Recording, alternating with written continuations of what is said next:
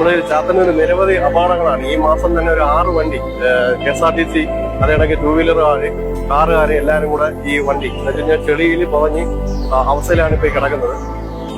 നിരവധി വാഹനങ്ങൾ ചെയിൻ ഇട്ട് പിടിച്ചിട്ടാണ് നമ്മള് JCB അറേഞ്ച് ചെയ്തിട്ടാണ് പിടിക്കുന്നത്.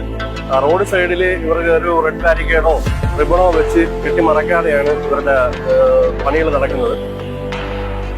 വികസന സമിതി ചാത്തന്നൂർ വികസന സമിതി ഇതിന് നല്ല രീതിയിൽ പരാതി കൊടുത്തിട്ടുണ്ട്. ഇതിന്റെ ബന്ധപ്പെട്ട അധികാരികൾക്കെല്ലാം പരാതി കൊടുത്തിട്ടുണ്ട്.